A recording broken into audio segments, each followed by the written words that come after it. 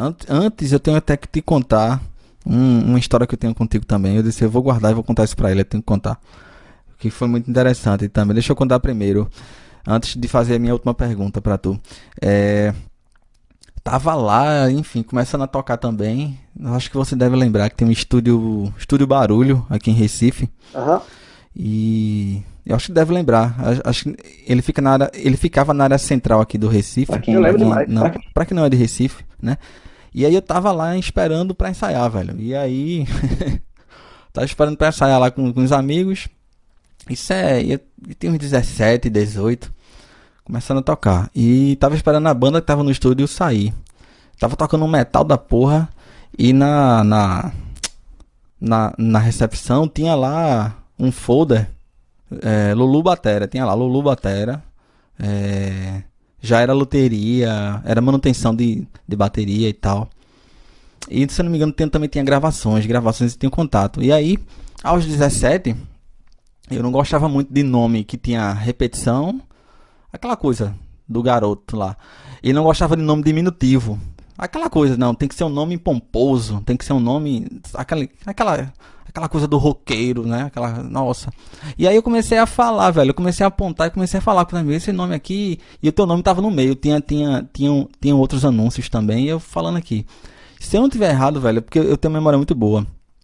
Tua esposa tava lá também, assim, tinha uma mulher que tava lá sentada no sofá e eu conversando com os amigos, eu acho que era tua esposa que tava te esperando sair. E eu falando, velho, falando. Eu não sei se era tua esposa atual ou se era tua ex-namorada na época. Ex-namorada, né? ex-namorada. E o pessoal rindo, não sei o que, e até lá prestando atenção no que tava falando também, velho. E aí, a gafe é essa, velho. O que... Tu sai do estúdio, tá ligado? Tu sai da sala com a banda e tal. Eu só vim saber disso depois. Bicho, o cara que tava falando, é o cara que tava ensaiando aqui, velho. E foi engraçado a situação depois. Eu disse, pô, eu tava falando. Assim, ficou lembrando aquela cena de Chaves, que o cara tá falando e o cara tá atrás dele falando assim, sabe? Eu disse, porra, o cara tava ensaiando aqui. E a mulher ouviu, a mulher tinha saído contigo, ela, bicho, com certeza ela vai falar ele, porra, o que tu tava falando. Eu disse, pô, esse nome aqui, velho, devia ser um nome melhor, aquela coisa Assim, sei demais. Adolescente. jovem que diz o que é, né? Isso. Aí eu vou contar isso a Lulu, porque eu lembro disso, velho. Eu lembro disso claramente, como se fosse hoje. Sabe por que era apelido é Lulu Batera? Na época que eu tocava reggae, eu tinha cabelo grande. E aí eu sempre amarrava ele em cima pra não ficar caindo no olho. E a galera do reggae abusava muito, velho. E aí ficou Luluzinha, Lulu Batera. Nunca mais saiu. E por que pegou? Porque eu não gostava. Porque na época eu era truzão.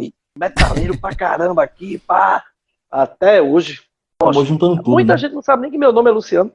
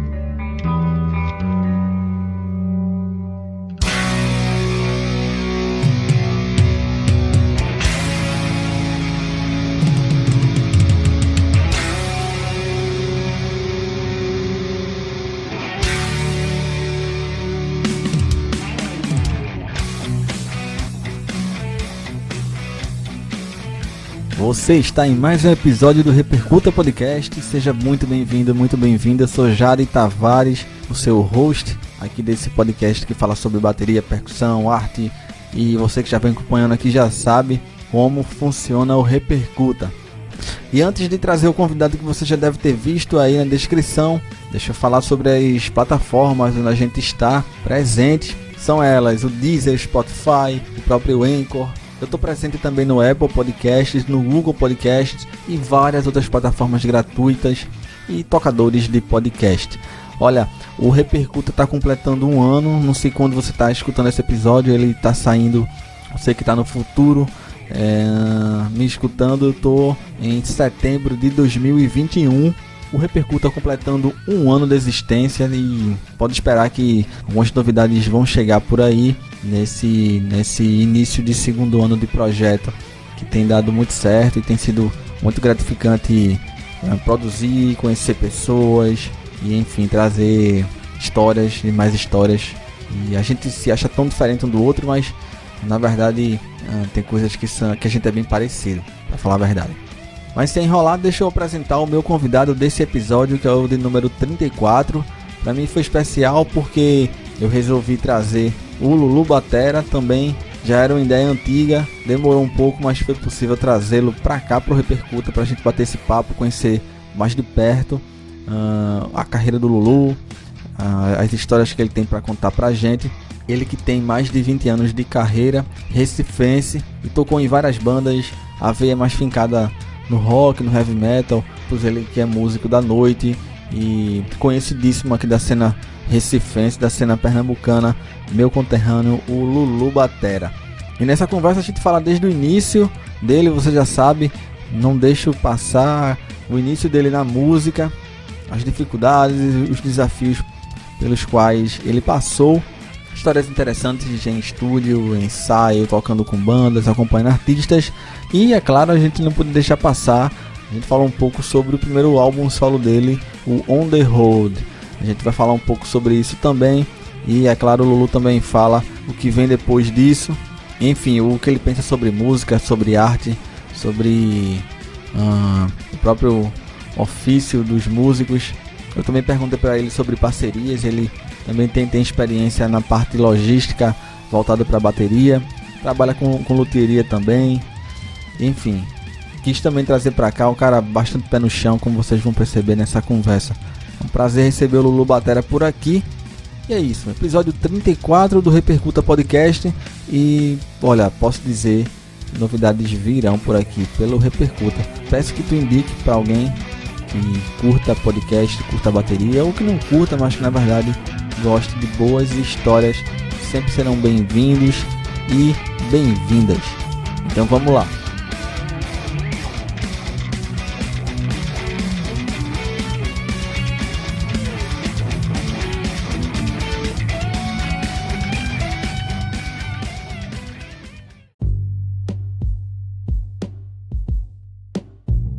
Prazer te receber aqui no Repercuta. Tu também era um alvo antigo. Eu tô matando meus alvos. Tô percebendo isso. Toda vez eu digo, você era um alvo. Queria. Demorou, mas rolou, velho. É um prazer ter você aqui. E até por coisas que depois que eu vim saber mais recentemente. A gente é conterrâneo tanto de estado como de cidade, mas também de bairro, né? Tu morou no Alto Santa Isabel, velho. Eu morei lá também. Eita, coisa boa. Lá, e tu também morou lá. Deixa eu só situar quem escuta o Repercuta e que não é de Pernambuco, não é de Recife, até fora do país. Alto Santa Isabel é um bairro, ou um subbairro, né? Assim, dentro de outro bairro que é Casa Amarela, aqui em Recife. Eu sempre morei por aqui, e Lulu também é daqui, também morou lá no Alto. Enfim, a gente tem essa coincidência assim de localidade. Lulu, seja bem-vindo, velho, ao Repercuta. Muito obrigado, muito obrigado.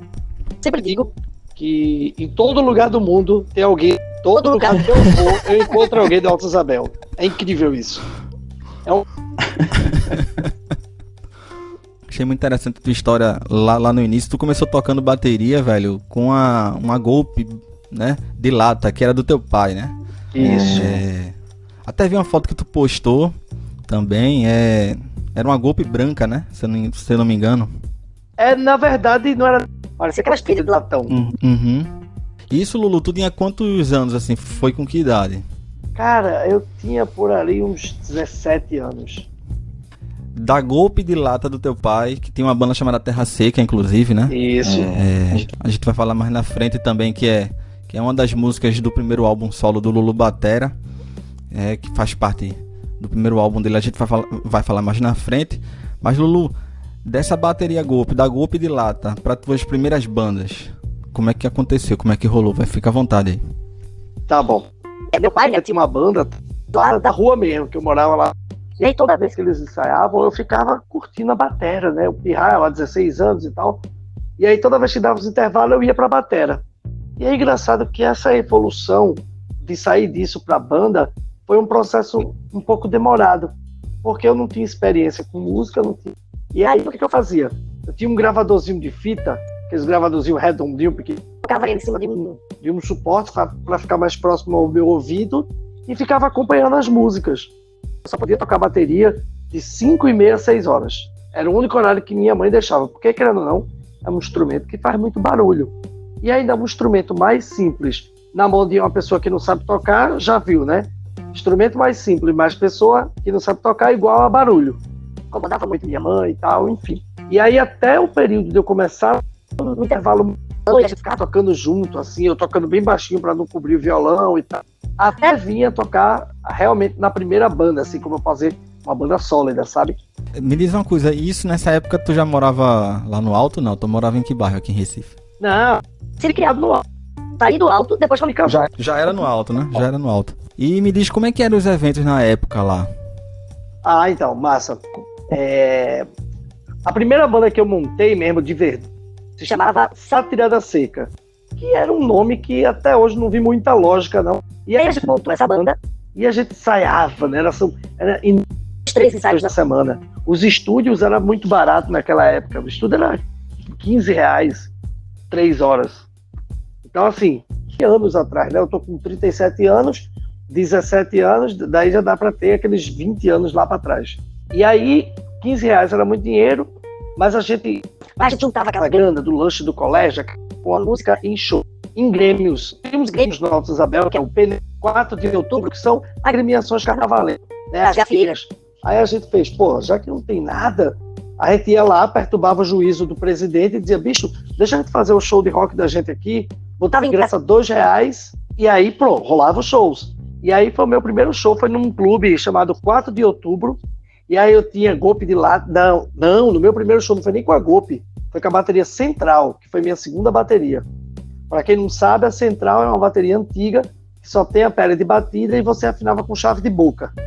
Tipo aquelas chaves de bicicleta. Não é chavezinha de batera. Sim. Muito bom, velho. Aí depois desse show, teve aquele festival de verão do bairro. Antigamente tinha um festival de verão do alto palco, que era aquele tablado com uma coberta. E aí a gente foi fazer o primeiro show, né? Da urbana, e algo mais punk, que era Devotos do Ódio. E a partir daí foi rolando, velho. Muito massa. Tu falou da 4 de outubro, eu era vizinho da 4 de outubro. Eu morava na rua da 4 de outubro. Isso aqui vai virar um bate-papo de bairro aqui, viu? E isso na ladeira que sai na Avenida Norte. Morei 14 anos. Aquela ladeira enorme. Pra quem não conhece, é uma ladeira absurda. A gente chama de ladeira de primeira. Só sobe de primeira. Isso. Tu tá com 37, eu tô com 32. Eu morei 14 anos lá. Eu cheguei por lá em 2004, por aí. Isso aí. 2016 mais ou menos. Já te conheço tanto da noite, da cena cover, digamos assim, dos bares, mas te conheço também da Faritomp. Te conheço, enfim, do cover do Iron Maiden, SOS Rock, algumas bandas, alguns grupos que o Lulu fez parte. Sei que tu também não sabia, mas fiquei sabendo, né? Você mesmo falou, tu fez parte da Luminar também. Te perguntar como é, velho, assim, qual é a diferença que tu vê, ou diferenças, né? Do Lulu que começou a tocar lá há 20 anos atrás pra agora. Tipo, o que é mais difícil, o que é mais fácil? Qual a tua avaliação com relação a isso? Porque tu é um cara bastante ativo na cena aqui. E tu deve ter passado por bastante mudanças, né? Lembrar do Luminar, pra mim, é uma coisa maravilhosa, porque o que é a banda Luminar? A banda Luminar é uma banda de brega que fez um grande sucesso, que pra mim é uma das melhores bandas de brega daqui, porque é o que eu digo, né? É o brega que tinha letra, que tinha conteúdo, que tinha uma musicalidade envolvida. O Flávio, que é o guitarrista da banda, ele trabalhava em sociedade, num estúdio chamado um antigo estúdio, perto de lá, de Carnaval, na Avenida Norte e tal. Enfim. E eu era rato daquele estúdio. Eu vivia mesmo. Toda hora eu tava lá. Toda hora. E aí ele tinha banda. Ele disse que eu era bem magro, tinha cabelo grande. Ele, mago, quer trabalhar com a gente? Aí eu comecei a trabalhar de hold. Foi aí que eu tive a primeira experiência em palco de verdade.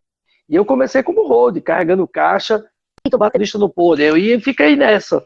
E eu passei muito tempo fazendo isso. Foi ali que veio tudo isso. Também toquei pagode, também tocava com todo mundo. E meu acordo com as bandas era, cara, porque as bandas tinham aquela coisa de pagar os custos, todo mundo rateava. Rateava estúdio, rateava CD, fita demo. E eu dizia pra galera, toco com vocês, mas eu não tenho dinheiro para pagar os custos. Então eu vou tocar batalha, porque nunca foi fácil.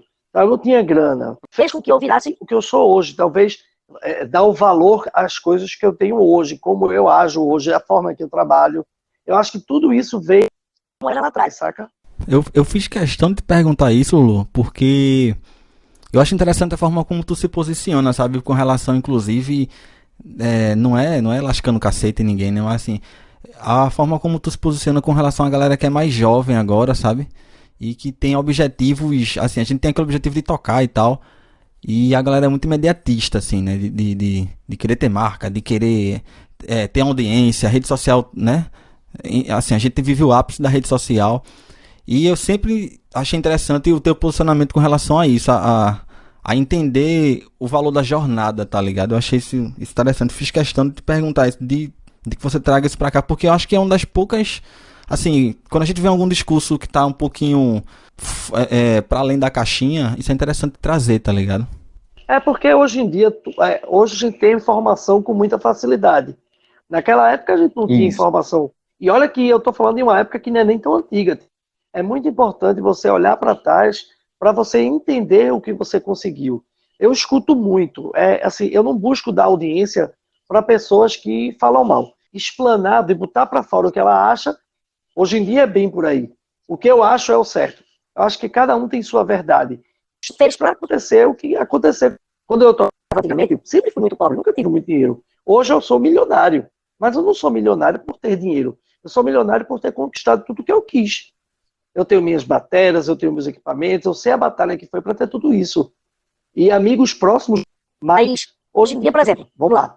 Aí eu, para conseguir meu primeiro jogo de prato, meu condução era um golpe de latão. Latão não, de ferro. Você botava o imã nele, era ferro. E era para mim, para você ter ideia, eu juntei dinheiro. Eu ia tocar nos cantos, eu levava minhas ferragens da central, caixa central, afinação de boca, mas eu levava meu equipamento e eu ia com orgulho, porque é o meu equipamento. Hoje em dia as pessoas não estão tão preocupadas em ter que ser. As pessoas têm que ter uma caixa de 200 para provar para os outros que tem uma caixa de 200 mil reais. Mas isso é merda, porra.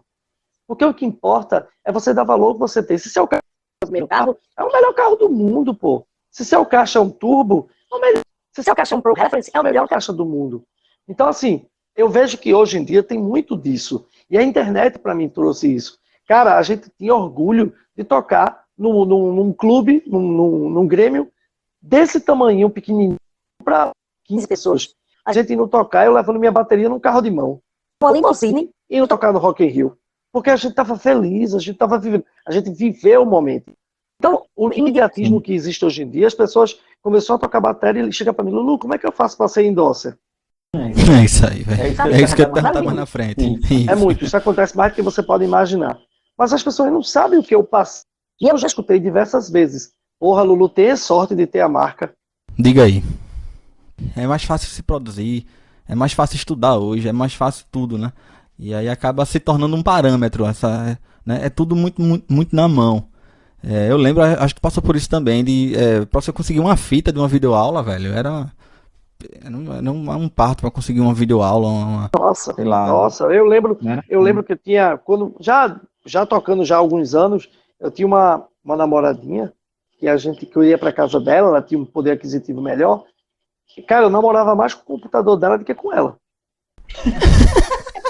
Ela pra ficar no YouTube vendo vídeo, velho, de batera, eu ficava vendo os vídeos de batera, imitando os batera. Eu tinha muito disso, de imitar. Eu quase que, pelo menos uma vez por mês, eu estava imitando um batera diferente. Aí eu via, por exemplo, Mike Portnoy.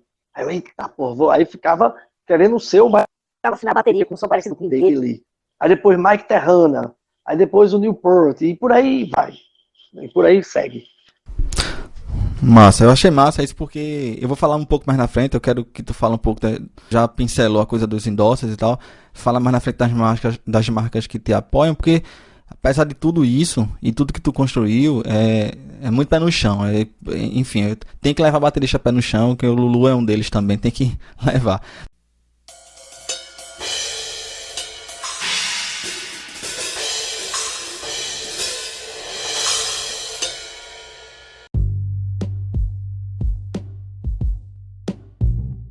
tens, quem te conhece sabe do teu estilo voltado pro heavy metal, pro thrash, o hard rock e tal. Mas ao mesmo tempo tu também tocou em bandas, como tu já falou aí, bem versáteis no caso, né? Como é que é pra tu tá ativo tanto na cena cover, digamos assim, tipo tocar nos bares e tal, as bandas autorais que tu já participou também, isso foi algo natural ou tu escolheu que fosse assim? Como é que foi isso? E eu tenho até em casa aqui guardado um arquivo com um monte de cartaz de shows que eu fiz na época, inclusive meu primeiro show. Então o que acontece? Em diversas empresas antes de viver só de música, né? Nessa época que eu tocava os autorais, que autoral não dá dinheiro, né? Nunca deu, e principalmente a gente adolescente era tocar hardcore, era tocar thrash metal, enfim. Mas durante esse período eu também fui telemarketing, até chegar a vendedor de instrumentos musicais. Foi vendedor de geladeira, fogão e tal.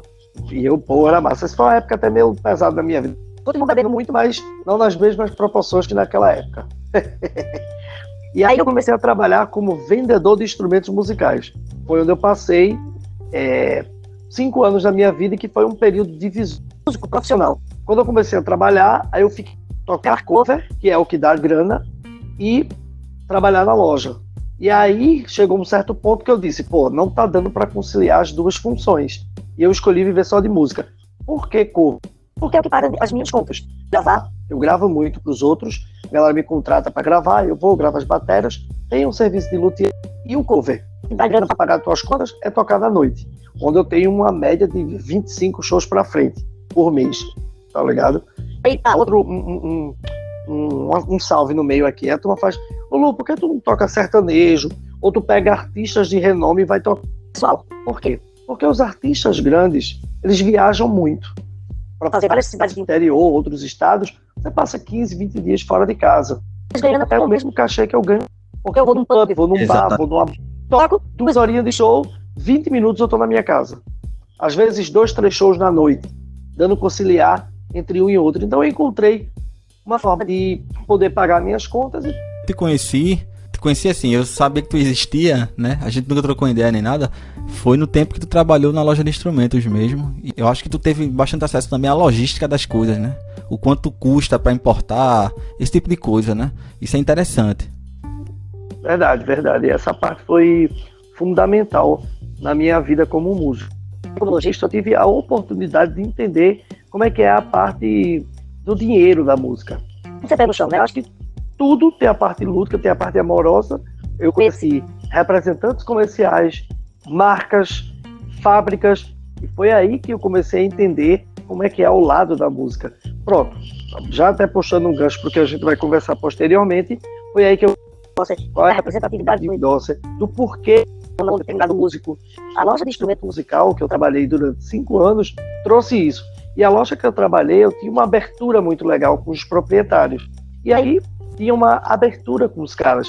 E o principal, a curiosidade de entender como funcionavam as coisas, saca? A loteria também, Lulu, veio nessa esteira também esse teu gosto, porque eu vou até deixar marcado também aqui no episódio, lá na página lá no Instagram, tanto o perfil do Lulu, como outro perfil que ele tem, que é a página, que é o Lulutier, que são os serviços de loteria que o Lulu faz. Veio nessa esteira também, Lulu? Enfim, eu já vi conteúdos teus que tu produziu que praticamente são aulas. Então, o que acontece? Eu sempre me virei com o que eu tinha. Tudo começou quando eu tinha uma bateria, parecia um papel de parede colado nela. E aí minha mãe tinha um guarda-roupa, na época, que ele tinha aquele visual tipo pérola. E eu tinha visto a bateria dos Beatles, que tinha um revestimento parecido. Aí eu disse, meu irmão, eu vou colocar esse revestimento na minha bateria. E a partir daí começou a rolar coisa com intenção de bateria. Mas, como é que eu posso ser habilidoso com isso? E eu tenho um conceito dentro de mim que é o seguinte, toda e qualquer forma honesta de ganhar dinheiro é bem válido. Com certeza. Então tem pra quê? Eu fui vendo a necessidade de ter equipamentos, de ter ferramentas, e a coisa foi crescendo. Até chegar um determinado dia que eu disse, não, velho, vou fazer uma rede social voltada. E aqui uma das outras coisas que me sustentam hoje em dia. Tenho certeza que tu tem alguma história interessante desses anos das bandas, esse período que a gente falou até agora, juntando com anos de lojista, luthieria, alguma história pitoresca, velho. É uma coisa que tu não esqueça mais nunca. Ou em show, ou em estúdio gravando pra algum artista, ou com algum cliente. Enfim, fica à vontade, velho. Se quiser dividir com a gente. Tem história pra cacete, velho. Muita história. Muita, meu Imagina. Deus do céu. Eu vou lembrar de uma que foi. Duas histórias que foram divisores de água pra mim. Assim, divisores Quando eu era mais jovem, eu adorava levar muita coisa. Eu ia tocar, velho. Levava um monte de prato. Sabe? Eu achava aquele negócio incrível, assim. E aí eu fui tocar, vamos lá. Eu tocava numa banda chamada Bantus Reggae, que foi outra escola. Eu passei anos tocando. A banda tinha uma sala no Centro Comercial de Casa Amarela, que a gente ensaiava, era um negócio genial, assim, eu aprendi muito nessa época, muito, muito, muito. Tem um baterista do Alto Isabel chamado Júlio César, a banda eu tocava junto com ele, depois eu fiquei tocando só com a banda e ele me ensinou muito nesse período. Uma batera lá, a gente ficava tocando e tal, enfim. E depois essa bateria foi minha. E aí a gente foi tocar num show no antigo Aeroclube, e aí a gente foi abrir um show de Edson Gomes. Aí eu levei a batera, dois surdos, pedal duplo. E aí eu tava abalando, né? Eu, cara, tocando lá, né? Eu era o cara.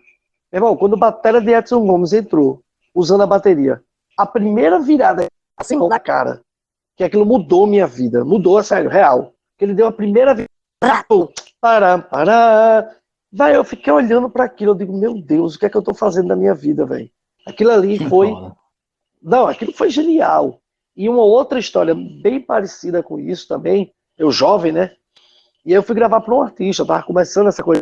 Cara, e a música tinha um groove legal, e num determinado momento ela tinha uns intervalos. Tinha uns momentos, assim, na música que eram mais silenciosos. Você botava uma virada, um caixa, uma onda. Sempre tava preenchendo, sabe? Aquele... Eu tô preenchendo, caixa, dá raiva quando eu falo. É bem assim, Cara, eu lembro... Não, tem que preencher. Falou um palavrão mesmo, assim.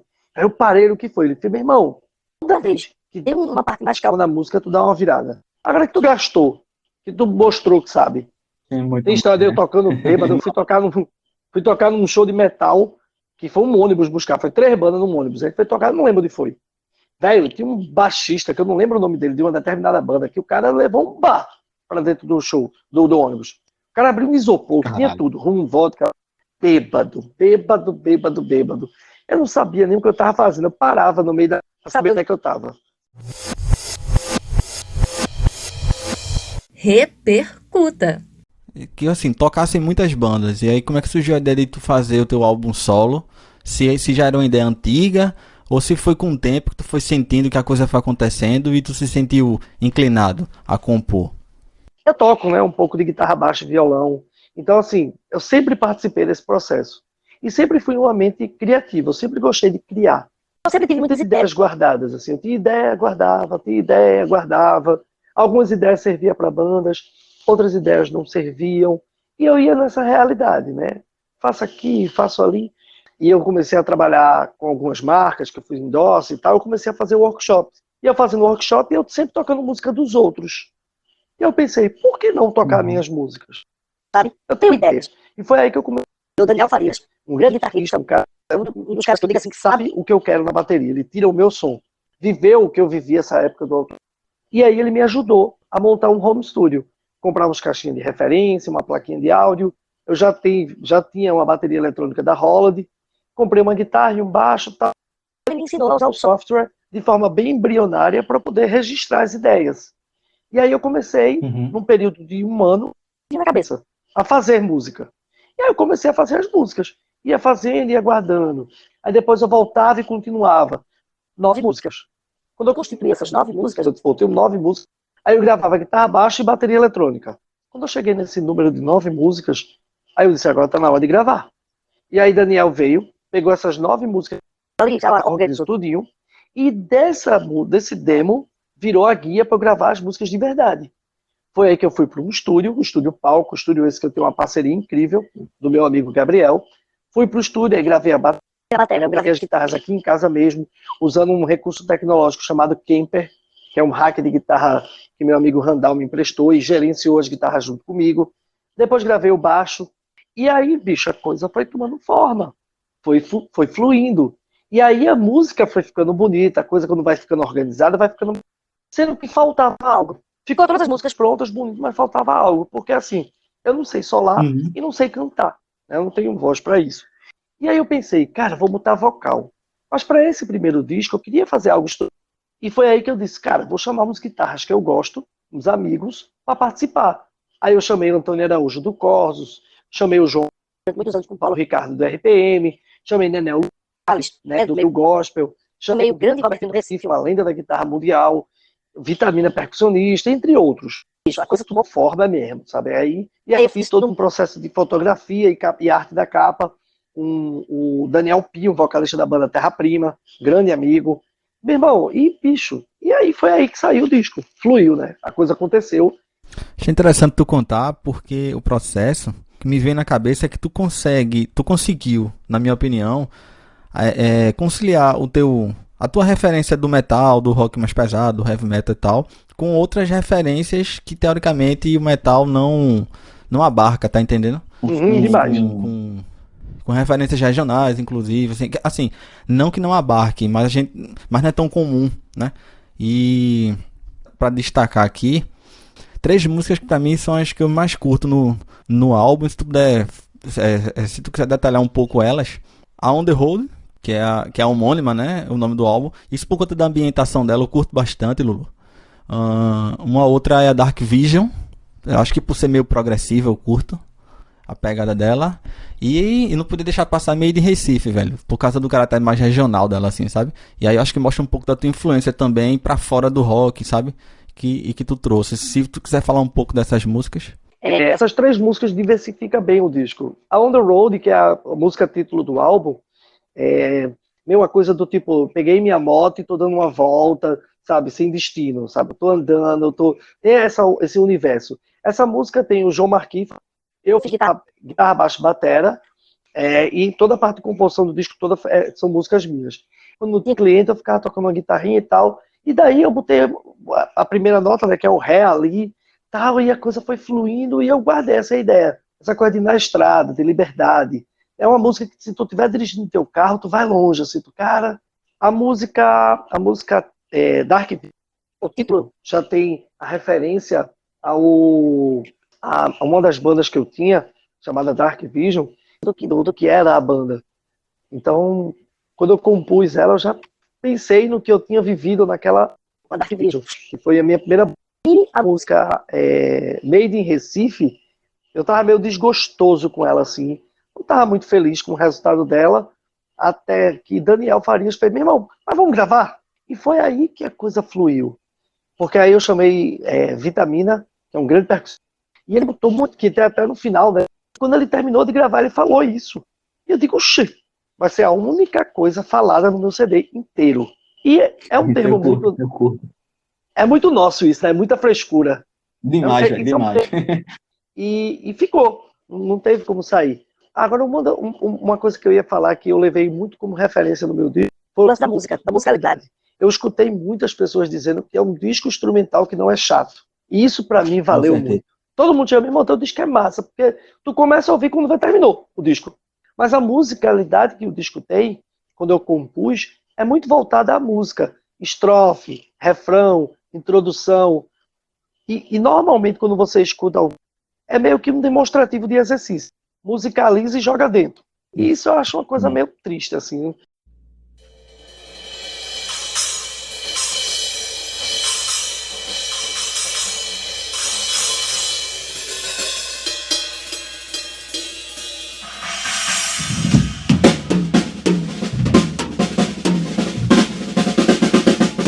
Imagino eu que tu tinha pretensão de fazer workshop com esse disco e não foi possível por causa da pandemia, né, velho? Como é que foi pra tu até esse impacto financeiro, psicológico também, né? Sem ter show, tu já explicou que grande parte do que tu faz hoje, das tuas atividades, é na noite. Como é que foi esse momento de pandemia, que a gente tá saindo dele, na verdade, mas a gente passou um bom tempo sem show, né, velho? Como é que foi isso pra tu, assim? Como é que tu enfrentou? Então, vamos lá. Todo o processo do meu disco durou mais de 1 ano e meio. Do começo da ideia embrionária até ele ficar pronto. Merchandise aqui agora. Quem quiser comprar o disco é só falar comigo, tá? Preços promocionais. Tem 3 músicas, play along, bônus, pra galera ficar tocando e etc.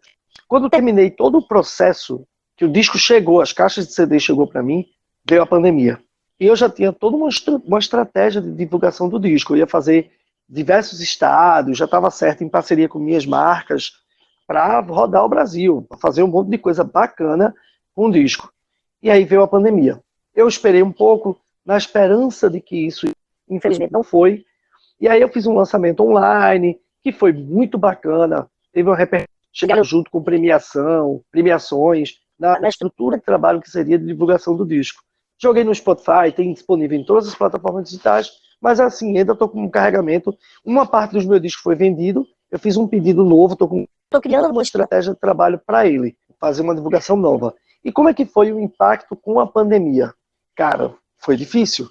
Foi difícil. Mas como psicologicamente, como você bem citou, financeiramente, percebi que tudo que eu poderia ter seria através de muito esforço, tudo que eu queria. Então isso ficou entranhado. Meu lema é, se você ganha 100 reais... Tamo junto. Só gasta... Você não tem 13º, você não tem FGTS. Então você tem que pensar no seu amanhã. E foi pensando nesse amanhã que me bem, que ajudaram mesmo, assim. Tive outras pessoas também do B que chegou para mim querendo doar a cesta básica, mas como graças a Deus eu consegui pagar as minhas contas, ela ficou trabalhando, ela ficou home office, e aí, bicho, a gente foi se ajeitando. Então, mas o psicológico foi difícil. Minha esposa trabalha home office, e mesmo a bateria sendo eletrônica, ela faz muita zoada, né? Fica os toque, toque, toque, toque, que é, querendo ou não, irritante, que ela tá trabalhando, não toco. Mas quando dá 6 horas, pode estar o Papa aqui em casa, eu vou tocar. Aí eu toco de 6 a 7h30, e ela nem fala, diga ela, ó, você largou, eu vou começar. Então a gente tem nossos acordos. Então, no período que não estava tendo reforma de batera, que não estava tendo show, que não estava tendo nada, eu estava ficando louco. Ela, vai tocar. Eu disse, não, mas vai fazer zoada. Ela, não, mas... E foi um período que eu produzi muito. E aí começou a fazer o quê? Os collabs, as lives. Aí, bicho, eu produzi pra caramba, produzi muito. Vamos dizer assim, no segundo momento da pandemia, com banda no estúdio de Flávio, do meu amigo, e aí a gente começou a fazer um projeto que tinha convidados. Então, todo sábado eu estava... E aí foi que eu fui saindo desse momento que muita gente entrou em depressão, que muita gente ficou doente, eu, graças a Deus, consegui passar. E aí, enfim, foi assim que eu passei por esse momento. Grande parte dessas lives eu assisti, que sempre me mandava também, Lulu, e confesso até que me ajudou também. Aqui de casa, trancar fiado de colocar, ajuda a botar lá pra cima, assim, a pessoa dá uma, né, enfim, ajuda a enfrentar. Te perguntar agora o que é que vem pela frente, Lulu. Se já, tu já refutou aí, tu já me disseste que não é bem um segundo álbum, o que é que tá vindo aí pela frente? A gente já tá quase chegando ao final aqui, mas eu quero te perguntar com relação a esse trabalho novo que tá vindo por aí, single novo, enfim, né? Pronto. Seguinte, eu fiz esse disco forma física, tudo como mando figurino, Zona Franca de Manaus, tudo. Se é pra fazer, faça bem feito, senão não faço. Muita gente me condenou, muita gente falou mal, muita gente fez por onde eu não consegui fazer acontecer. Diversas vezes eu chorando, velho, dizer, vou desistir. Não é fácil, mas rolou. E o que é que tá por vir pela frente? Eu não vou, pelo menos a longo prazo, fazer disco de novo. Eu vou começar a lançar músicas single. Vou lançar a música aos poucos. Totalmente pronta, finalizada. E essa música é uma música que já vai vir com vocal. É uma música que tá numa vibe rock and roll. Ali os drives da guitarra. É uma vibe mais rock and roll zona mesmo, assim, sabe? Aquela coisa, é uma coisa mais fácil acesso. Porque meu disco é bacana, eu gostei, mas ele dá uma funilada no nicho de pessoas que vai ouvir, tá ligado? Porque ele tá muito rockão, assim. Aquele público do metal, né, Lulu? É bem fincado, isso, fincado. Ele tem isso. E eu quero abrir mais isso, eu quero abrir mais o leque. Então, no contexto geral do que eu quero, mas sem perder a essência. Se for tiver o prazer de ouvir, você vai dizer, porra, é Lulu Batera. Quem escutar vai dizer, é Lulu Batera. Não tem. E isso é legal porque não vai deixar de ser você. Exatamente. E essa música nova, nesse single que eu vou lançar, que já está pronto, eu só estou querendo montar a estratégia de lançamento, porque eu ainda não registrei a música, que todas as minhas músicas são registradas, ainda não registrei.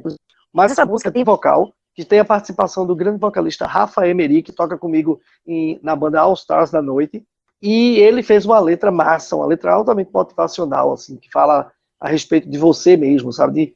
Que a gente às vezes se prende muito a relacionamento, assim, que a pessoa não te quis e tu fica na merda.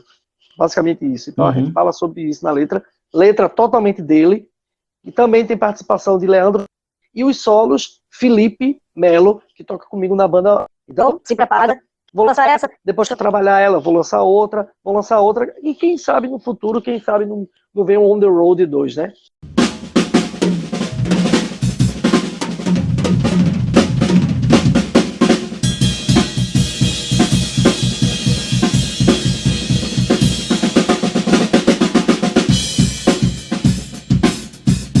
Lulu, eu queria saber uma coisa também de tu. Achei interessante que é sempre legal.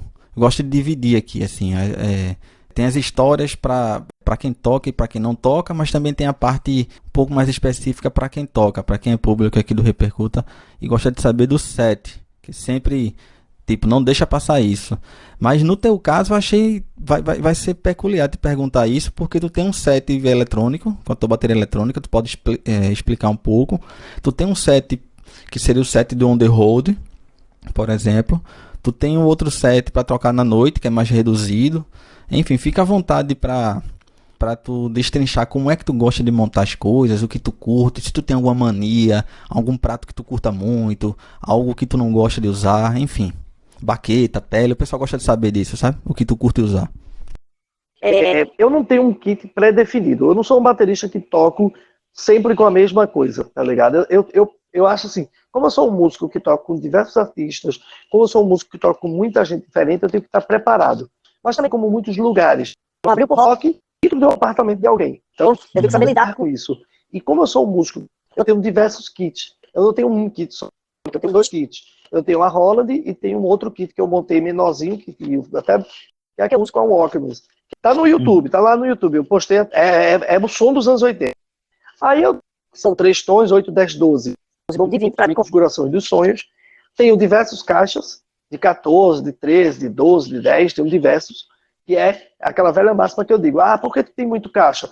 Porque tem que ter o material de acordo com o trabalho do cliente. Eu não consigo ter uma caixa só que vai... Eu não acredito muito nisso. Eu tenho diversos pratos. Eu tenho um prato de 12, chimbal, tenho um bocado, enfim. Porque não quer dizer que quando eu vou tocar eu boto tudo, não. Quem me vê tocando vê que eu toco sempre com 7 mais reduzidozinho. Aí tem uma percuteria, tenho 2 kits percuteria. Big Box da Carrom Percussion, tenho ele. Sim. E tenho o kit que é o percuteria, que é o que eu acabo usando mais, que é o Carrom com pedal, caixa de 10, chimbal de 12 e splash de 12. Então assim, meu kit é baseado de acordo com a necessidade do cliente. E outra, sim, menos é mais, sim, mais é mais. Depende de onde é empregado. Resumidamente, meu kit. Lulu, a gente não pode deixar passar, faço questão que tu fique à vontade também para falar um pouco das parcerias que tu construiu ao longo da tua carreira, isso é muito importante. Enfim, gera reconhecimento, né, enfim, pelo teu trabalho. E são várias marcas, né, acho que, tipo, algumas eu já sei, Prato, eu sei que tu tá com a Orion, tu tá com a Pearl, enfim, fica à vontade, o monitoramento também que eu sei que tem, fica à vontade para falar um pouco delas. O espaço está aberto, velho. Fica à vontade até para falar da tua história com elas, sabe? Eu acho interessante saber também. Legal. Falar das minhas... são marcas que eu uso, que eu gosto. São marcas que eu acredito, tá? É importantíssimo isso. Não adianta você querer ter endosso por querer ter. Porque você é um vendedor, você é um cara que não tem nada mais. É a referência. Então, se você acredita, você é um mentiroso, tá? Então, isso é a realidade da história. Hoje eu estou trabalhando, eu já faço mais de 7 anos que estou junto com ela, empresa que é distribuída pela PBR, né? Os diretores da Pro, quando vem para Recife, almoça, janta na minha casa. Então, assim, é um nível de parceria que eu tenho hoje absurdo. E olha que eu já recebi proposta de outras marcas para sair da Pro, mas não tem para quê. Aí vem a Orion Symbols, empresa que eu estou junto há mais de 5 anos, empresa incrível, que eu já visitei a fábrica diversas vezes, é outra empresa que eu tenho amizade pessoal, diretor de marketing, etc. O Baquetas Liverpool, empresa que eu já estou aí há uns 3 a 4 anos, empresa incrível também, uma parceria maravilhosa. A PowerClick, empresa que eu já estou há mais de 8 anos, primeira empresa de parceria aqui, não tenho o que falar, um oi os caras, galera, quando eu preciso manda produto, enfim. A Carrom Percussion, que eu nem preciso falar, né? Falei da Geekbox, falei do Luz Carrom, empresa também que eu sou amigo, a gente conversa e por aí vai, né? Que é a pele de bateria nacional, pele incrível, que é a minha recente, que eu conquistei essa parceria esse ano. Se engloba no que é a verdadeira relação custo-benefício. A KA Drums Brasil, que é a que tem a barbearia 12 de outubro, que me deixa mais bonito, entre aspas. Brincadeira. Estúdio Palco, que é... E foi, né? Teve outras marcas que desse período antes que eu já participei. Enfim, já participei, foi legal. Foram marcas de baquetes e etc.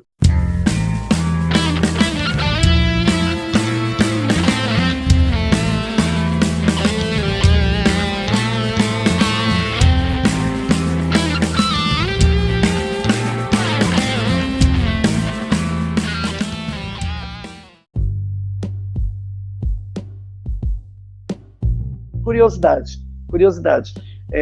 Num determinado período, acho que eu tinha 2 anos e meio com a Orion, eu recebi proposta de uma grande marca de prato. Eu estava sentado na Expo Music, de frente com o diretor e o ex-gestor, e os caras me convidaram. Eu já fui convidado para trabalhar na Expo Music, estava na mesa, eu e o pessoal estava almoçando, e aí o diretor falou, pô, a Lulu Batera faz um trabalho massa lá em Recife, podia muito bem hoje estar com a Zildjian, né, fazer um trabalho massa, e o diretor da marca lá, que representa, falou, velho, não vejo problema, vamos oficializar isso. Eis que o tempo parou, e num período de alguns segundos eu raciocinei, e respondi, velho, eu estou fazendo um trabalho muito bom com a Orion, a empresa supre minhas necessidades, mas também como um mercadológico, que você tem que entender que você é um representante do produto, então você é um vendedor. Ferrari para quem não tem dinheiro nem para comprar um Fusca. Entendo perfeitamente. E tenho certeza que todo mundo que tá escutando também entendeu. E faz todo sentido, cara. Faz todo sentido porque você fica mais ativo, inclusive você tem uma razão de ser, de você estar ali com aquela marca, né? Exatamente. Termo muito bom. Você botou aí, não adianta. Pô, não adianta, velho. Não é... eu uso um prato... Tu vai ficar de blogueiragem, mostrando que tem, tipo a cultura que eu vivo muito dizendo com os amigos, a cultura do eu tenho e você não tem, assim, olha aqui, tu ia estar mostrando a tua Ferrari pra quem? Pra ninguém, tá ligado? Isso afasta até as pessoas. Eu penso assim também, e outra, velho, porra, cara, com a Orion, a galera dizer, isso é Orion, velho? Caramba, isso é Orion, velho. Eu gravo, velho, constantemente com os meus pratos MS e é, tipo assim, sucesso. Todos os meus pratos são B10 e B8. Todos. B10 e B8, né? Uhum. Eu não tenho nenhum B20. Assim, eu tinha muita vontade de ter os pratos B20. Mas, assim, os B20 da Orion são pratos um pouco mais caros, tá ligado? E eles não disponibilizam para artista. É importante falar aqui, talvez para muitos que não saibam, cada empresa tem um nível de parceria. Tem uma forma de parceria. Tem empresa que dá produto, tem empresa que dá desconto, e por aí vai. Então, cada empresa tem uma forma de negociação. E eu acho que não é de bom grato a torta direita quais são os acordos que eu tenho. Até porque a empresa tem um acordo comigo. Então, é importante eu saber dividir. Como é que é contigo? Não é bacana. A galera chega para mim e faz, quem é a pessoa que eu falo? Me dá o contato. Imagina se eu ficar passando todos os contatos, passar o teu contato. Tu não vai ter vídeo, vai ficar todo mundo em cima. Para que você quer ser um endorser? Por quê? E outra, se põe no lugar da empresa. Por quê? Apresenta, quem é você para a empresa te querer? Muitas pessoas dizem, eu quero ser patrocinado da marca. Aí você já se pensou, por quê? Esse é o que da questão. Eu vejo muita gente. Boa. Eu quero ser patrocinado só para ganhar. Por que a empresa vai te dar? O que é que tu vai dar? O cara que é endorser de uma marca, ele é um vendedor. Eu sou um vendedor da Orion. Eu vendo Orion. Quando eu vou tocar, quando eu vou gravar, quando eu vou fazer minhas apresentações, meus workshops, eu estou vendendo o produto, eu estou mostrando para quem não conhece, eu estou tirando dúvida, eu estou falando do porquê eu uso, como eu uso e para que eu uso. Aí você faz, como é que a marca vai me ver? Só é visto quem aparece. As marcas olham, vá por mim que olham. As marcas estão cientes de quem está aparecendo. Primeiro de tudo, antes de você querer ser um patrocinado, saiba como você quer como baterista. O que é que você quer, onde você quer chegar. Tu já falou com relação a isso também, ter consciência de onde você tá, quem você é. Tu até falou uma vez assim, eu vi tu falando assim, porra, eu tô no cu do mundo aqui, e eu tenho que ter consciência do que eu tô fazendo também, quem eu sou, né?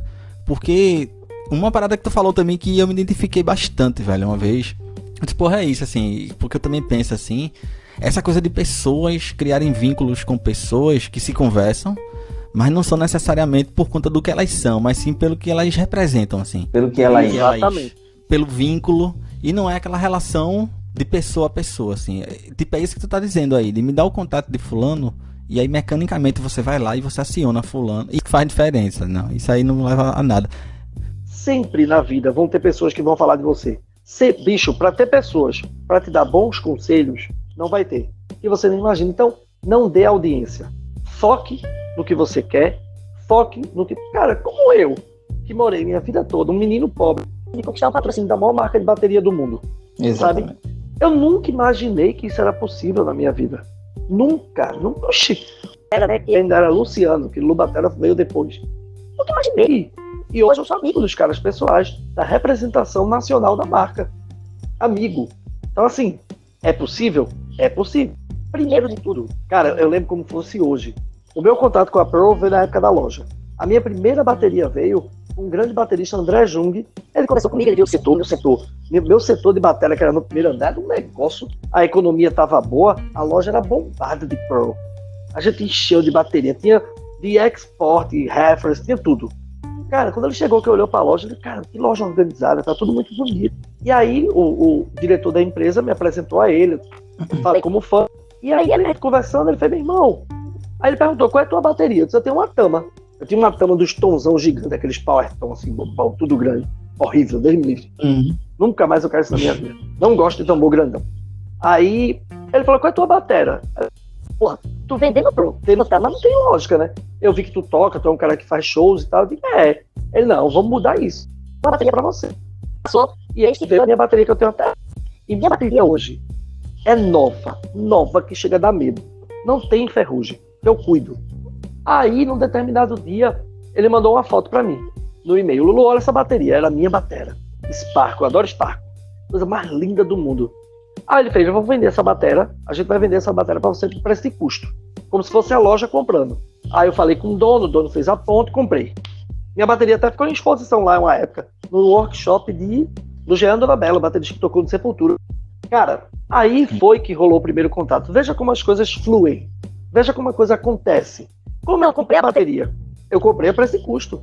Aí eu comecei a divulgar, velho. Onde eu ia tocar a Pro, eu falar, e pá. Fiquei amigo dos caras, comprei outros materiais com eles. E aí, eis que uma outra marca me convida. Uma outra determinada marca me convida para ser endorse da marca deles. Você passou o plano de marketing deles, o que eu iria fazer. Aí eu cresci o olho, né? Mas antes de qualquer coisa, eu liguei para Mário da Pro. Alguns dias depois, pum! Meu release no site. Aí, bicho, foi show. Parabéns. Mas teve de gente falando mal de mim. Vocês não têm ideia. Gente dizendo que eu merecia, que tinha baterista melhor. Grupos de WhatsApp. Sabe qual que eu tô dizendo desde o começo? É isso, galera. Fala demais, fala mal dos outros. Não vai chegar a lugar nenhum, não, velho. Faça seu trabalho e as coisas acontecem. A querer achar que fala mal, a querer derrubar a imagem do outro, vai fazer ela crescer. Mas não vai. O que vai fazer tu crescer é a amizade, é o respeito. Pô, vai pro show do teu amigo, bate palma. Se tu tá vendo que teu amigo... Sabe, as pessoas condenam. Mas não chega pra tu, pô, cuidado que essa tua postura aí pode, né, a tua coluna não vai ficar legal. Ó, pô, o microfone ele tá saindo do tambor, não tá pegando não, abaixa ali o microfone. E aí vive essa competitividade desnecessária, pô. O sol tá aí pra todo mundo, pô. Só basta você querer.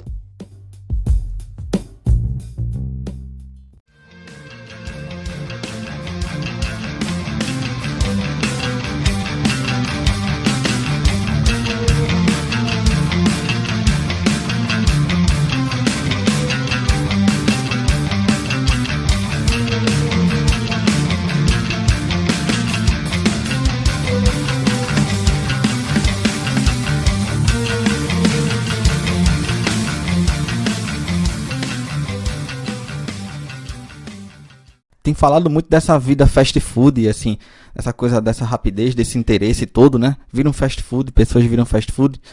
Mas eu acho que uma coisa que também te beneficiou, assim, como é pra tu essa coisa de dar aula online ou presencial, foi natural também pra tu, essa vida de professor? Ou é mais recente? Então, eu sou conhecido como baterista trombadinha. Pra quem não conhece, trombadinha é aquelas pessoas que vivem na rua. A criança que só vive na rua. Pronto. Eu nunca estudei bateria na vida. Estudar é o certo. Porque, por exemplo, para tu pular, para eu evoluir de 1 a 10, quando você estuda, você faz 1, 2, 3, 4, até chegar ao 10. Quando você não estuda, você faz 1, 3, 2, 5, 7, 8. Comigo, eu não tive as oportunidades por não ter dinheiro, então eu não estudei. Depois de velho que eu estudei um negócio. Mas muita gente entra em contato comigo, sim. E se você perceber, você não vai ver que eu faço nenhum tipo de divulgação dizendo que sou professor. Tem professores, pessoas estudadas, que sabem dar aula. As minhas, meus amigos, tem um aluno da Itália, de outros países e tal, eu só faço isso com as pessoas que querem fazer isso junto a mim.